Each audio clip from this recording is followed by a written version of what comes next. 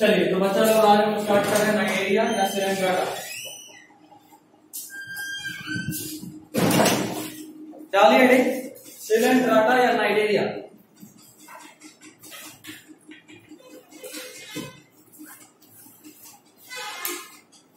लिखिए कैसे। They are mostly many, mask हटाओ तब जल्दी जल्दी हाथ चलेगा, सांस ले लो।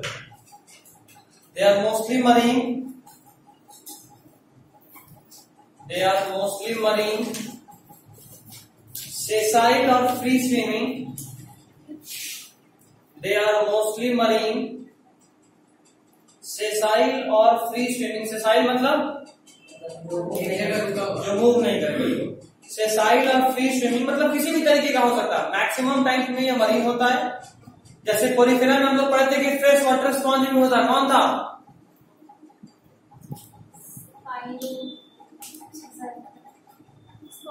स्पॉन्जिला। बहुत इंपॉर्टेंट क्वेश्चन आप लोग भूल गए। Spongilla, fresh water sponge, most expected question आप लोग के टाइम में। तो आप लोग नीट देंगे तो इस क्वेश्चन का प्रोबेबिलिटी बहुत हाई रहेगा। Spongilla, fresh water sponge. Sessile और फ्री स्विमिंग मतलब ये सेसाइल भी हो सकता है, फ्री स्विमिंग भी हो सकता है। They are mostly marine, sessile और फ्री स्विमिंग। डिप्लोब्लास्टिक, डिप्लोब्लास्टिक, और ध्यान रहे ये फर्स्ट डिप्लोब्लास्टिक है। मतलब इसके पहले ये लास्ट क्लास में मैंने बोला था कि जो पोरिफेरा है उसका जर्म लेयर होता ही नहीं है। पोरिफेरा का जर्म लेयर होता ही नहीं है। फर्स्ट डिप्लोब्लास्टिक कौन है? नाइजेरिया।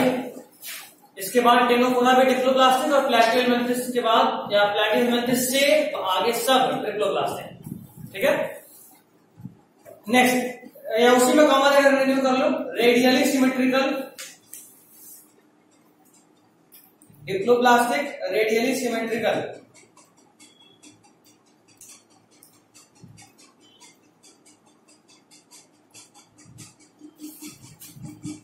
देखो नेक्स्ट, Hydra is a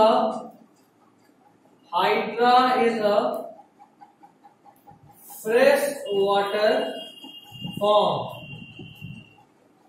मतलब ये है कि मोस्टली मरीन है, सबका सब मरीन है ऐसा नहीं बोले। हाइड्रा इसमें भी एक ऐसा मेंबर है, ऐसा फॉर्म है जो कि फ्रेश वाटर है। और यहीं पे ये बात प्रूफ हो गया कि hydra as it is coming in Nigeria or Coelenterata phylum, which is a part of animal kingdom. Hydra is also an animal, not a plant. ठीक है। Next point, blind sac body plan। ये बताया हुआ हूं। Blind sac किसको बोलते हैं? किसको बोलते हैं blind sac? Blind sac body plan. Blind sac body plan क्या होता है?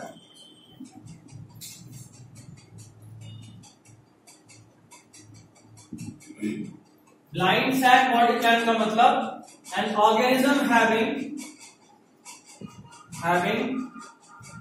only one opening, organism having only one opening in alimentary canal। एक ऐसा ऑर्गेनिज्म जिसके एलिमेंट्री कनाल में सिर्फ एक ओपनिंग हो। मैंने बताया था common opening for both mouth and anus, है ना। और एग्जाम्पल भी पोरिफेरा नहीं, हाइड्रा नहीं दिए थे। ऐसा डायग्राम बनाए थे और बोले थे कि इसको खाना भी होगा तब भी वो यहीं से खाएगा, और इसको अगर स्पीट आउट भी करना होगा तब भी वो यहीं से करेगा। इसको बोलेंगे blind sac body plan.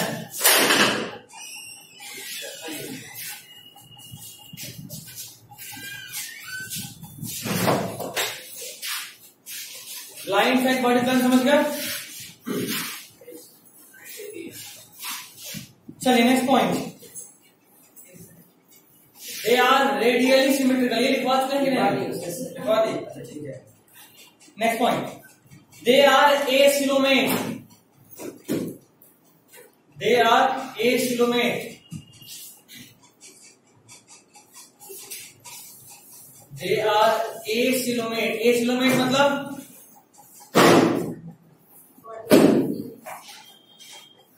Body cavity होगा नहीं होगा? नहीं होगा। ये सब बताया हुआ है। स्टोमेट का मतलब क्या होता है? हाँ, लेक्चर देखोगे सब समझ में आ जाएगा। फाइलम हो गया। कौन सा फाइलम?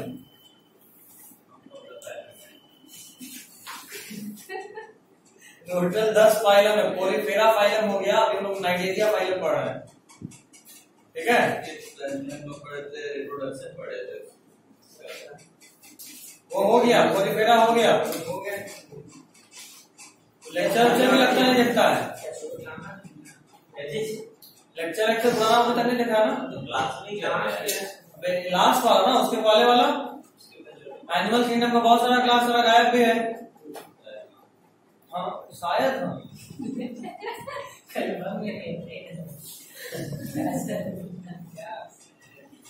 लड़का से मीटिंग करना पड़ेगा साजन। अब लग रहा है तुम्हारे साथ मीटिंग करना पड़ेगा। कौन वाला मीटिंग याद है ना?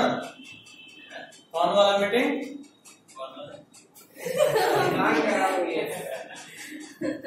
याद दिला फरहान। ऐसा वो जिला सर, हाँ वही वाला मीटिंग। यहाँ सामने एयरपोर्ट है सर, बाहर चले सीधा ना इंडिया में लगा देना, सीधा CISF कैंपस में। वहां पे उन लोगों का डॉक्टर बहुत बढ़िया इलाज करता है। लीला हॉस्पिटल से तो जो भी डॉक्टर अलग बात है, वो एक मात्र डॉक्टर है, बट CISF कैंपस में बहुत डॉक्टर है। जाना सर तो होता है सर, दो ही बनता है, बहुत सारा है। सबका एयरपोर्ट पर ड्यूटी लगता है। एयरपोर्ट पर सबका ड्यूटी लगता है। यहाँ से 1 लाख जब डायरेक्ट वहां लैंड करोगे ना, तो पहले कुत्ता लोग पार्टी करेगा। हाँ बिल्कुल, कुत्ता का सैलरी होता है क्या? नहीं, INR में मिलता है, इंडियन नेशनल रुपी। 32-33 हजार तो कम से कम मिलता ही होगा। हाँ बिल्कुल। तो वो भी सैलून जाता है, मसाज लेता है, AC रूम में रहता है, हेयर कट लेता है, बाल डाई कराता है, अपना फेवरेट मॉल में जाके खाना चूज करता है। डाई का क्या जरूरत है? उसको और कलरफुल होना है। ये लड़का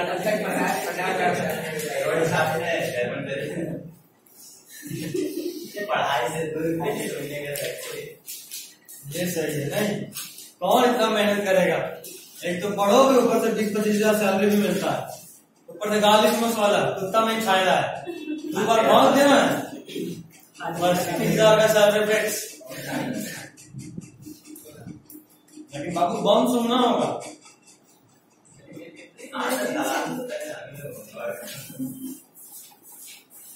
Next point. The Coelenterata. कितना पेज छोड़ते सर? अभी तक कितना नहीं लिखा है? खाने फरहान से उसके पहले और उसमें कैसे?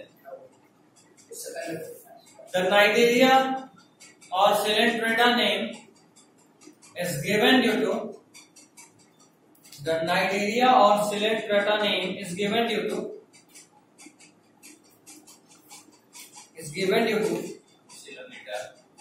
Nigeria or Coelenterata.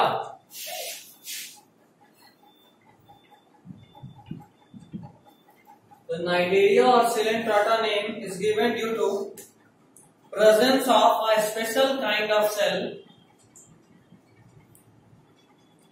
Presence of a special kind of cell called nidoblast or stinging cell. Called nidoblast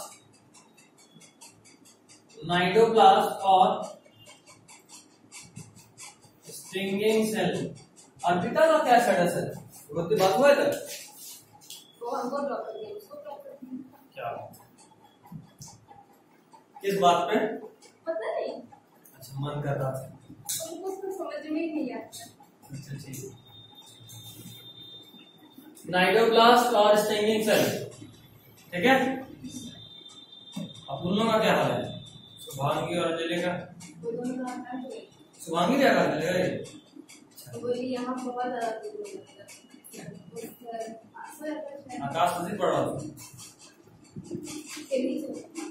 अच्छा हाँ, ये भी बात है। तो विंगर्स नहीं है, पापा के साथ जाते हैं।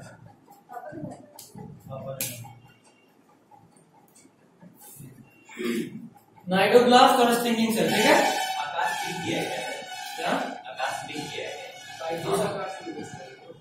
आकाश बायजूस से लिख दिया, बायजूस से लिख दिया आकाश। तो नाइडोब्लास्ट या स्टिंगिंग सेल की वजह से इसको बोलते हैं। ये एक ऐसा सेल है जो उसको शिकार करने के काम आता है। हाइड्रा शरीफ जानवर नहीं है, शिकारी है। तो ये वो जानवर है जो मूव नहीं कर सकता लेकिन शिकार कर सकता है। दिखने में बड़ा शरीर टाइप सा है, जगह पे मुंह लटका के खा रहेगा, जैसे उसके पास जाओ सीधा धप्पा मारना है, ठीक है। इसको बोलते हैं टेंटिकल्स। क्या बोलते हैं? टेंटिकल्स। हाँ, हाइड्रा का हाथ है, ठीक है, टेंटिकल्स। इस टेंटिकल्स पे इस साइड में ऐसे ऐसे ऐसे करके यही नाइडोब्लास्ट का लाइनिंग होता है। नाइडोब्लास्ट एक तरह का गन है जिसके अंदर एक टॉक्सिन होता है। टॉक्सिन मतलब जहर, और उस टॉक्सिन का नाम है जो कि पूरी तरीके से एक्स्ट्रा है आपके लिए,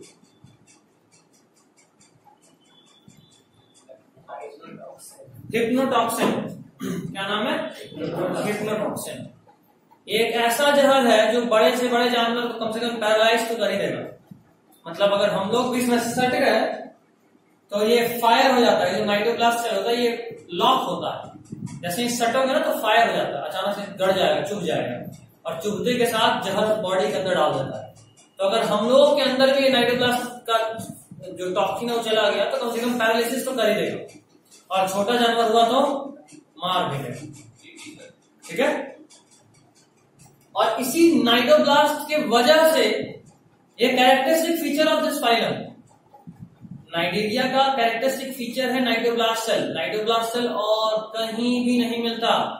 cnidoblast cell is the characteristic feature of Cnidaria. ये पॉइंट चाहो तो लिख लो, अच्छा रहेगा, लिख लो। Cnidoblast cell is the characteristic feature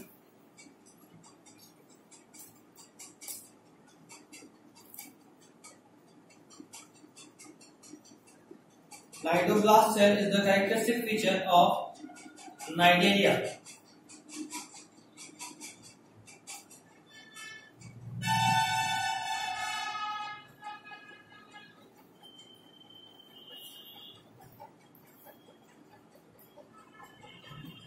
हो गया? Next point. These nidoblasts contain a toxin.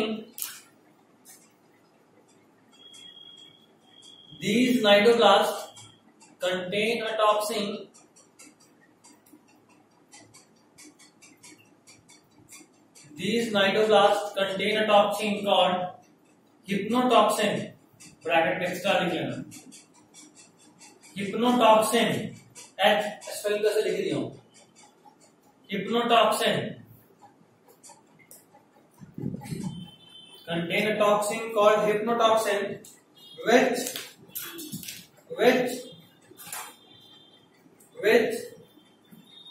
paralyzes its prey, paralyzes or kills its prey, paralyzes or kills its prey.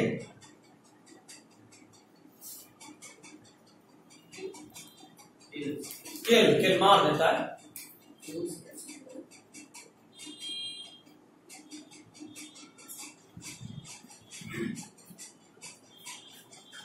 Paralyzes or kills its prey. हो गया? Next point. It also helps in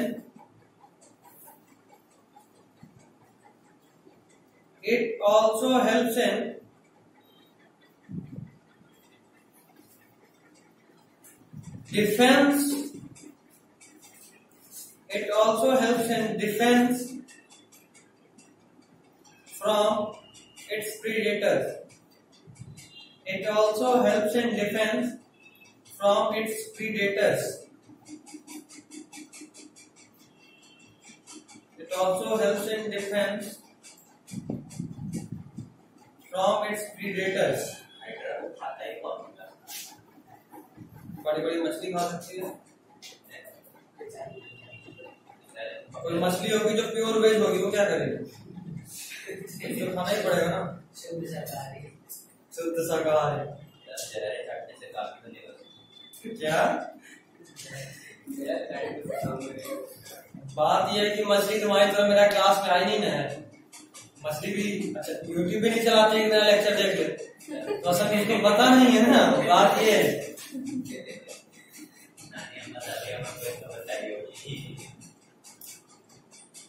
अभी तो पूछना पड़ेगा। शरीफ बच्ची होगी तो सुनती होगी नानी दादी की तो भी बच जाए, बट संगति का असर होता है। बिगड़ जाएगी तो फिर तो सुनेगी नहीं घर वालों में, और सुनेगी नहीं तो जाएगी हाइड्रा से दोस्ती करने, और हाइड्रा दोस्ती निभा लेगा। ठीक है, next point. The central cavity in case of Nidalia is called gastrovascular cavity. पिछले वाले को क्या बोला? स्पॉन्जियोसेल, याद आ रहा है? हाँ, बीच वाले कैविटी को। यहाँ पे जो बीच वाला कैविटी होता है उसको क्या बोलते हैं? Gastrovascular cavity. क्या बोले sir? The central cavity in case of Nidalia is called gastrovascular cavity. Gastrovascular cavity.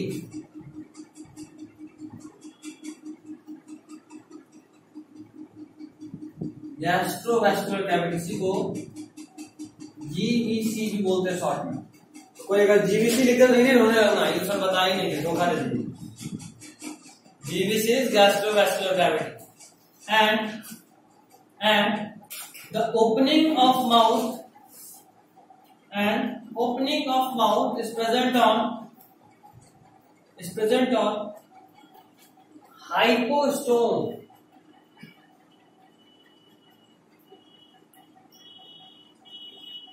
पिछले वाले को ऑस्कुलम बोला गया था माउथ के ओपनिंग के पास। यहाँ पे वो माउथ के ओपनिंग का नाम ऑस्कुलम था, और हाइपोस्टोम किसका नाम है? वो स्ट्रक्चर जहां पे माउथ का ओपनिंग है।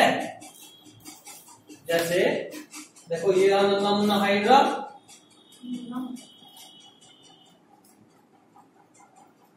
ये स्ट्रक्चर जहां पे माउथ का ओपनिंग है इसको बोले हाइपोस्टोम।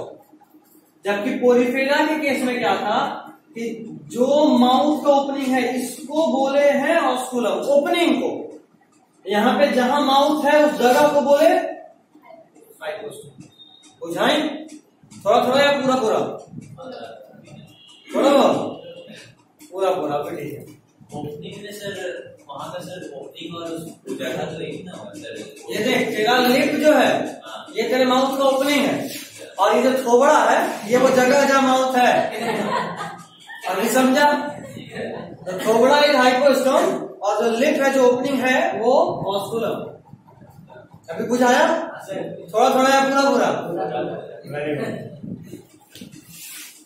ठीक है। यहाँ तक next point. Digestion is extra cellular and intra cellular. Digestion is extra cellular and intra cellular, मतलब दोनों तरह का डाइजेशन यहाँ प्रेजेंट है। यहाँ पे दोनों तरह का डाइजेशन प्रेजेंट है। तेरा फोन बन गया? वही है सर, तो क्या उठा हुआ है। अच्छा, और चश्मा बनवा लिया। बस शरीफ वाला फ्रेम मिलता अच्छा लगता। देखिए सर, गए जंक्शन से जो फ्रेम पसंद है उठा के 100 रुपया में हो गया, तो यहाँ पे 300 रुपया में। ऐसा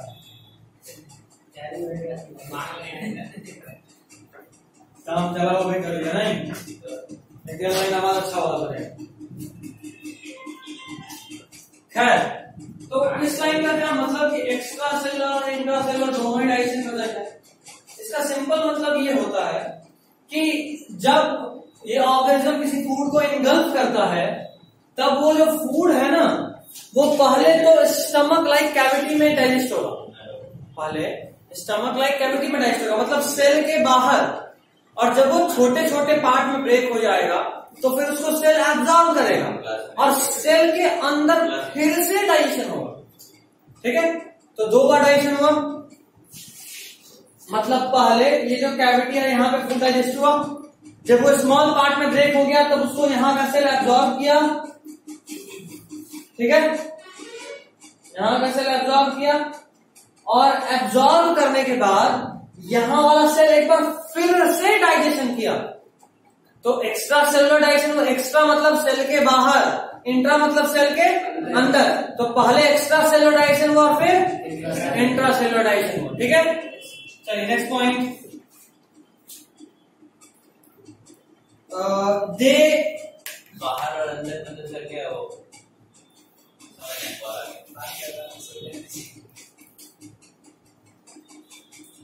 ये क्या है, ये स्टमक कैविटी। तुम जो रोटी खाए वो पहले यहां पे डाइजेस्ट हुआ डाइजेस्टिव एंजाइम्स के प्रेजेंस में, और ये रोटी टूट गया इतने छोटे छोटे पार्टिकल में। अभी जब तक वो कार्बोहाइड्रेट प्रोटीन फैट डाइजेस्ट नहीं हुआ, बस छोटा पार्टिकल में टूटा। उसके बाद इन सबको ये सेल दोबारा से एब्जॉर्ब करेगा स्टमक वाला, और इस सेल के अंदर ये जो छोटा छोटा पार्टिकल था ये और छोटे छोटे पार्टिकल में ब्रेक हुआ और अब ये एब्जॉर्ब होकर ब्लड में गया, ठीक है। तो पहले सेल के इसका मतलब ये सेल तो यहाँ है, ये तो खोखला जगह है, यहाँ पे पहले डाइजेशन हुआ और फिर यहाँ डाइजेशन हुआ। तो पहले एक्स्ट्रा सेलर और फिर इंट्रा सेलर। याद रहे ये ह्यूमन में ऐसे नहीं होता, ऐसे नाइजेरिया में हो रहा, नाइजेरिया वाला समझाया हूं, ह्यूमन में सिर्फ यहाँ होता अंदर में, ठीक है। नेक्स्ट में क्या बात है, हाँ, they exhibit an endoskeleton, they exhibit an endoskeleton made up of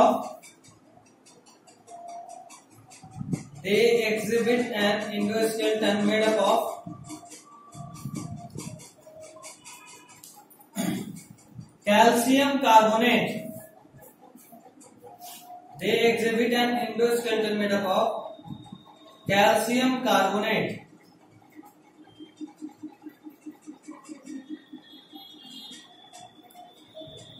They exhibit an endoskeleton made up of calcium carbonate. Calcium carbonate का बना हुआ एंडोस्केलेटन यहां पर होता है।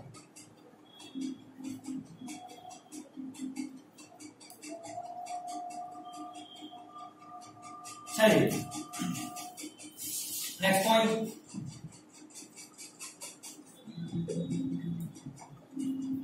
देखो two types of body form, two types of body forms are present. Two types of body forms are present.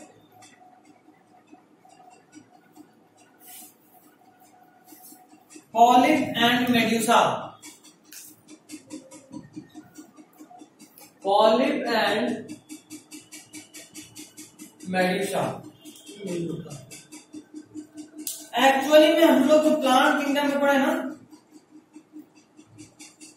अभी तक हम लोग जो प्लांट किंगडम में पढ़े कि दो तरह का फॉर्म होता है, अल्टरनेशन ऑफ जनरेशन प्रेजेंट होता है। पहले हैप्लॉइड होता है और फिर डिप्लॉइड बनता है ना। गैमेटोफाइट और स्पोरोफाइट जो हम लोग पढ़े थे प्लांट किंगडम में, याद आ रहा है कुछ? डिवीजन है नहीं है? Very good. वेक्टर में एक और क्लास लगेगा, उसके बाद टेस्ट दूंगा, फिर रोना मत।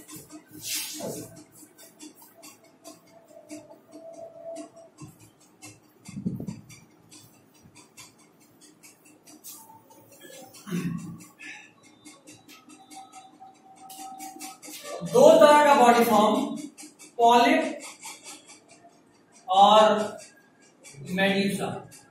इन दोनों के बीच में कुछ स्पीसीज में, some species show alternation of generation. खास बात यह है कि यहां वाला अल्टरनेशन ऑफ जनरेशन प्लांट वाले अल्टरनेशन ऑफ जनरेशन से डिफरेंट होता है, डिफरेंट फ्रॉम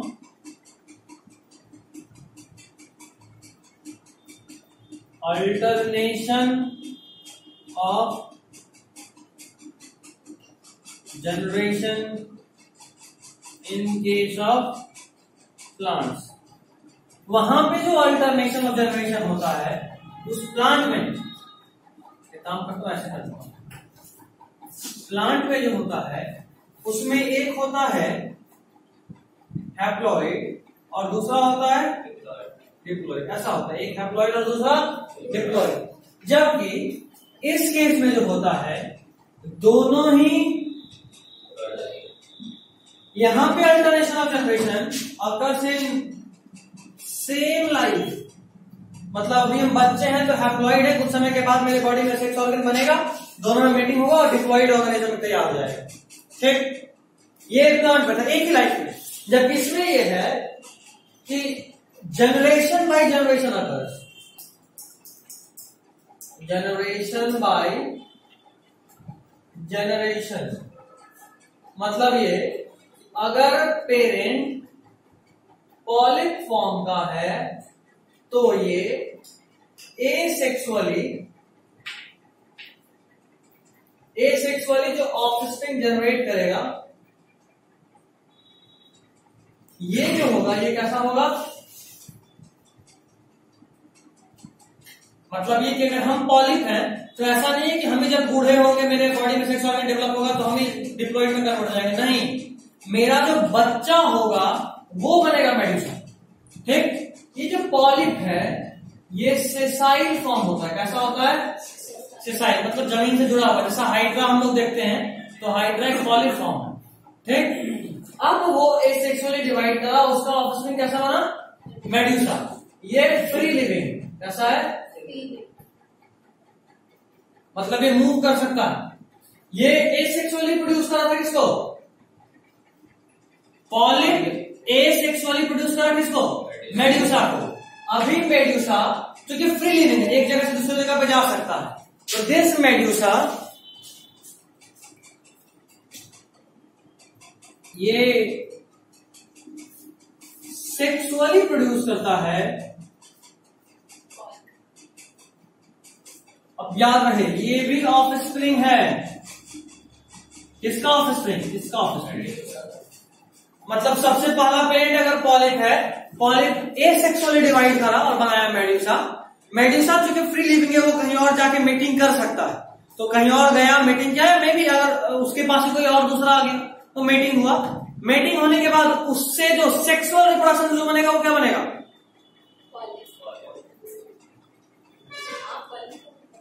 पॉलिप। और पॉलिप एसेक्सुअली किसको प्रोड्यूस करेगा, चलो अभी सर पॉलिप अपना एक्सटिंक्शन बचा रहा है सर, पॉलिप अपना एक्सटिंक्शन बचा रहा है, मतलब अपने आप को ही बांट करके सर भेजना हो, सेक्सुअल करना हो, फिर एक और पॉलिप बनाना, ये दोनों एक ही फॉर्म है। मतलब ये कि कोई पेरेंट पॉलिप है, मतलब कोई पेरेंट गोरा था उसका बच्चा काला है, फिर उसका बच्चा काला गोरा, फिर उसका बच्चा काला, ऐसा वाला सिस्टम है। पॉलिप फिर मेडुसा, मेडुसा फिर पॉलिप बनेगा, पॉलिप से फिर मेडुसा बनेगा, अल्टरनेटिव जनरेशन बाय जनरेशन, एक पॉलिप है तो अगला मेडुसा बनेगा। ठीक, पॉलिप इतना लिख लो, सीखने का मन कर रहा है, ये लिखो, ये तो लिखा ही नहीं अभी, उसको ऐसे करके ये लिखो, ये लिखो, उसके बाद हम लिखवाते हैं।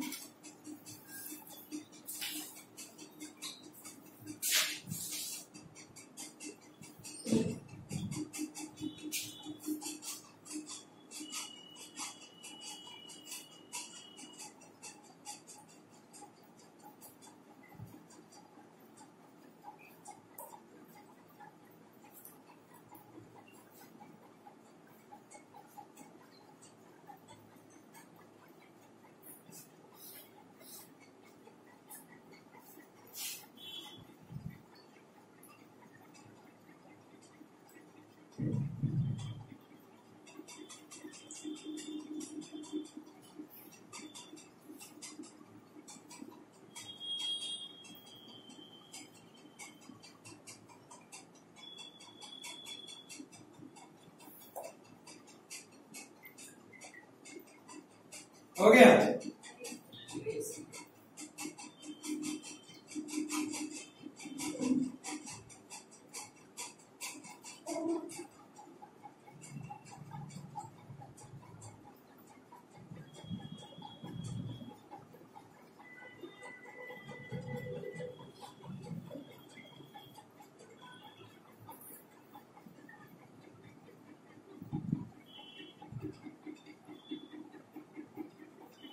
प्लांट कर लीजिए। अब बिल्कुल ये बहुत बड़ा मतलब कंफ्यूजन। सिर्फ प्लांट तक ही लिखेंगे ना। हाँ वो वाला क्या कॉलेज और मेडिसा वाला वो नहीं अब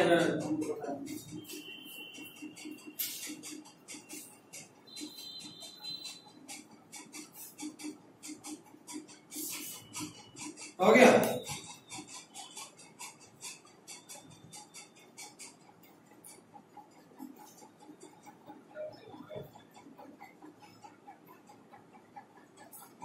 चलो लिखो तो। देखो मेटाजेनेसिस एक हेडिंग बनाई, सब हेडिंग टाइप का या हेडिंग बना तो चलेगा। मेटाजेनेसिस, इसी को अल्टरनेशन ऑफ जेनेसिस में क्या बोलते हैं? Metagenesis.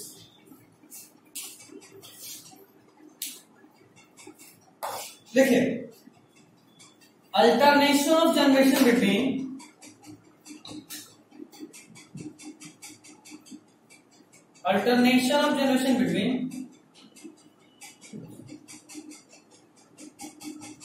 sexual and asexual forms.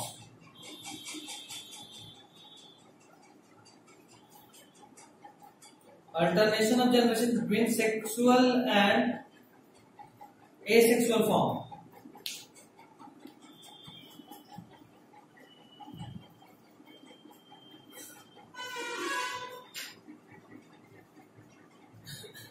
हो गया? लिखो इसमें। Cnidarians exhibit two basic body forms. Cnidarians exhibit two basic body forms, that is polyp and medusa.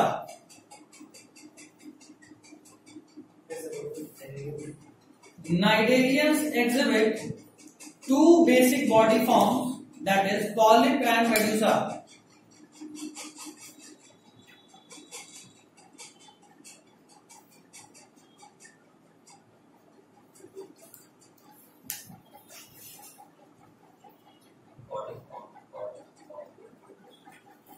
Two basic body forms, that is polyp and medusa. Full stop देके continue करना। Polyp is a sessile and the body is hydra-like. Polyp is sessile, is hydra-like.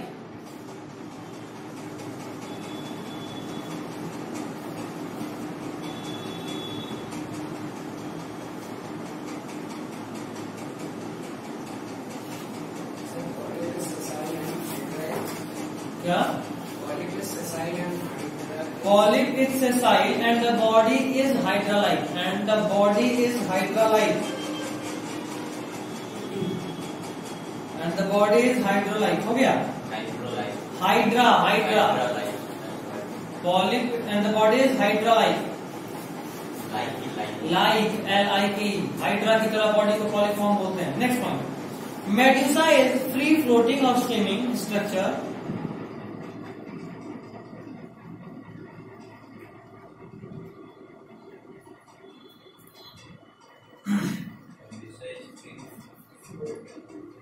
Medusa is free floating or swimming structure like jellyfish.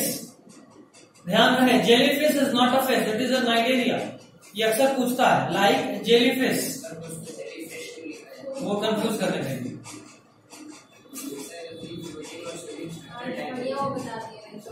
like jellyfish हो गया। Full stop देखा। It is like a bell or an umbrella. It is like a bell or an umbrella. With mouth and tentacles facing downward. With mouth and tentacles facing downward.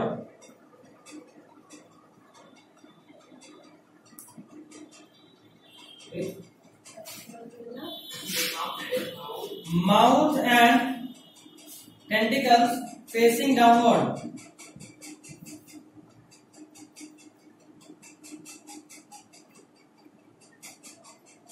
हो गया? Facing downward. Next point. Polyps give rise to medusa by vegetative budding. Polyp give rise to medusa by vegetative budding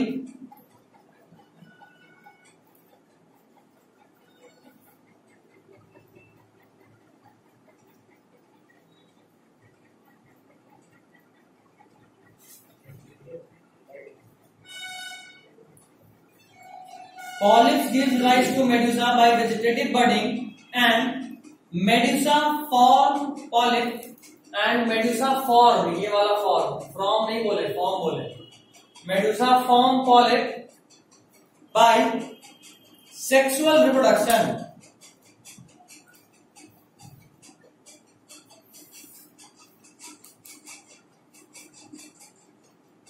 हो गया.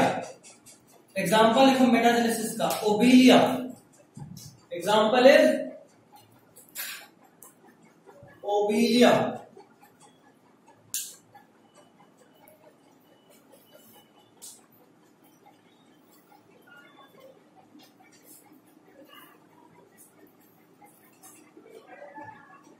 Obelia हो गया. Next point, Hydra do not have medusa stays.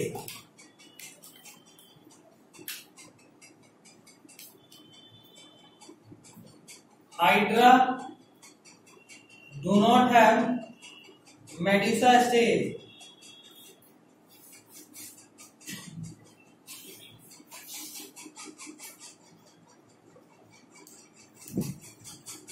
अच्छा, jellyfish. अच्छा, example लिखो, example लिखो. एडाम्सिया, ADAMSIA, एडाम्सिया normal salient PETA का example बता. असल में आपके एनसीईआरटी में एक डायग्राम दिया हुआ है, ध्यान से. एनसीईआरटी में डायग्राम देखो, एओरिलिया और एडाम्सिया दो एग्जांपल आपको दिख रहा है, ए और बी 4.6, ए एंड बी. देखो, ए वाला एओरिलिया है जो कि मेडुसा फॉर्म है. देखो मेडुसा कैसा दिख रहा है, देख रहे हो. और बी वाला एडाम्सिया है जो कि पॉलिप फॉर्म है. असल में करता ये है कि जो नीचे वाला डायग्राम है ना, जो देखने में लग रहा हाइड्रा है, ये वाला डायग्राम बना के देगा और पूछेगा ये क्या है, और पहला ऑप्शन लिखेगा हाइड्रा. क्या ये हाइड्रा है, एडाम्सिया है? तो भयानक बुड़ो बनाता है इसमें. ये उसके बॉडी का सिर्फ आउटलाइन है, जो नीचे वाला दिखा रहे हैं उसके बॉडी का सिर्फ आउट. देखो लिखा भी होगा. अच्छा, यहाँ नहीं लिखा है. लिखा तो है, example of coelenterata indicating outline of their body form. Adamsia polyp है और एओरिलिया मेडुसा है. आपको कुछ पूछ रहा था, ओबिलिया के बाद आप कौन से? एडाम्सिया.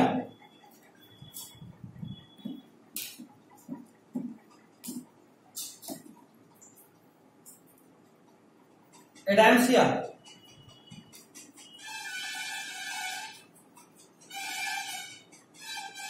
एडाम्सिया ब्रैकेट में लिख लो, only polyp form present. Only polyp form present.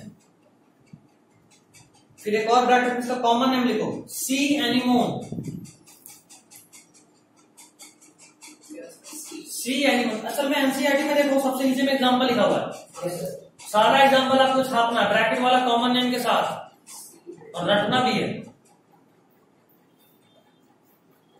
सारा लिख लीजिए फटाफट. कोई बात नहीं.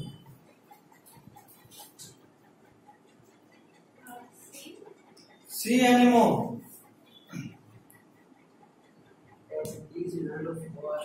हाँ, फाइसेलिया का कॉमन नेम है पोर्टुगीज मेन ऑफ वॉर.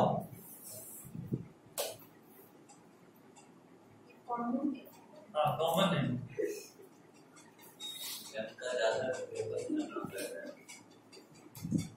टोपी के द्वारा दिखता है ये पोर्टुगीज मेन ऑफ वॉर. ऐसा लगता है टोपी है और टोपी का कोई बाल लगा दिया है.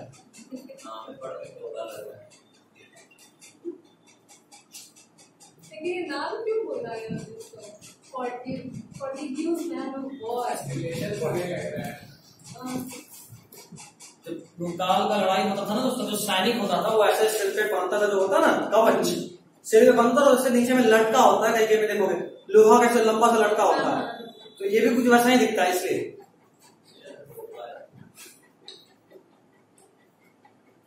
Physalia, that is Portuguese man of war image. CN बात सरप्राइज पे डिस्कस कर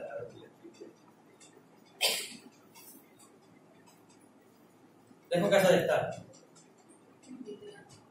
नहीं दिख रहा?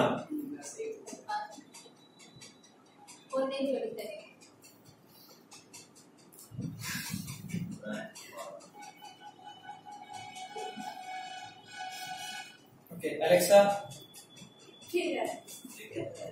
Close Google.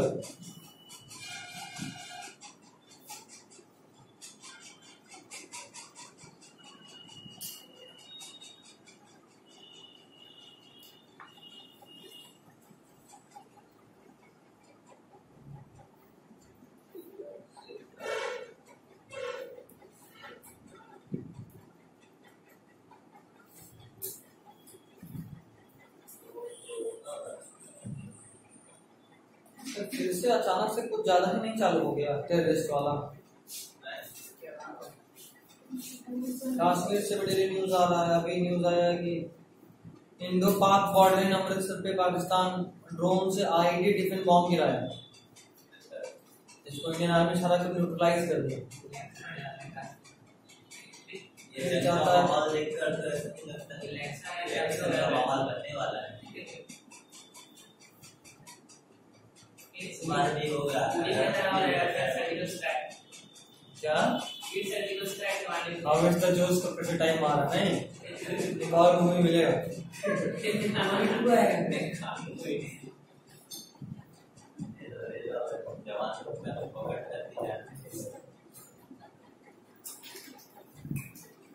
हो गया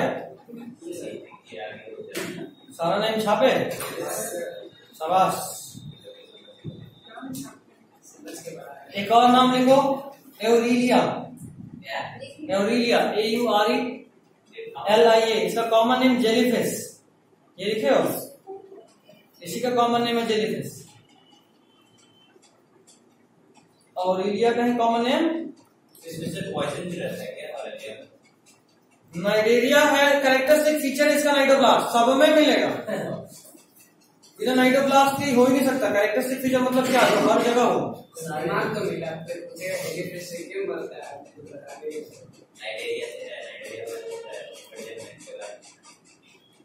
हमेशा जितना शरीफ लोग दिखता होता नहीं है, प्यार से बुलाता है हेलो बोलने के लिए, जहां हाथ मिला कहानी खत्म। अच्छे नजरिए से देखा। कई बार पूछता है which of the following is not a fish, और ऑप्शन होता है डेविल फिश, जेलीफिश, स्टारफिश और all of these. All of these. Devil fish octopus का कॉमन नेम, जो कि इकाइनोडर्माटा है। स्टारफिश भी इकाइनोडर्माटा है, और जेलीफिश तो नाइडेरिया है। और एक और होता है सब लिखा होगा आएगा, सिल्वर फिश, ये इंसेक्ट है। कपड़ा पे एक तो एक सिल्वर कलर का ग्रास हॉपर टाइप कीड़ा घूमता है जो कपड़ा चाट के खा जाता है, उसका नाम सिल्वर फिश है। वो इंसेक्ट है लेकिन नाम में फिश है। बस बुढ़ो बनाने के लिए बच्चों को चाट के पीस कर देता है, पूरा ही बर्बाद कर देता है कपड़ा। पुराना पुराना कपड़ा का अटैची खोलोगे तो मिलेगा। दीमक लकड़ी खाता है, कपड़ा नहीं। रिवॉल्यूशन करा दिया जाए। खैर नेक्स्ट हेडिंग डाली टेनोफोरा। क्या हुआ? बाद में हेडिंग डाल, उसके बाद जा हेडिंग डाल Ctenophora. And this is all for today. अगला दिन टेनोफोरा स्टार्ट करूंगा, 10 मिनट के अंदर खत्म करूंगा। प्लैटिनम खत्म कर दूंगा, कोशिश करूंगा। हाँ टेनोफोरा बहुत छोटा है। छोटा तो नहीं, अब वो असल में छोटा है। प्लैटिनम फिर से बड़ा रहेगा तो अगला 1.5 घंटे का होगा ना, तो अगला दिन खत्म कर दूंगा। उसके बाद शुरू करूंगा cell cycle and cell division. ठीक है, लास्ट में तब मैं थोड़ा केमिस्ट्री पढ़ लो अच्छे से, कहीं फिर उनको पढ़ाने की जरूरत ही ना पड़े, ऐसा भी नौबत आएगा। ठीक है, केमिस्ट्री इसलिए पढ़ने का इंतजार करेंगे, केमिस्ट्री पढ़ ठीक है, चलिए सॉल्व करो।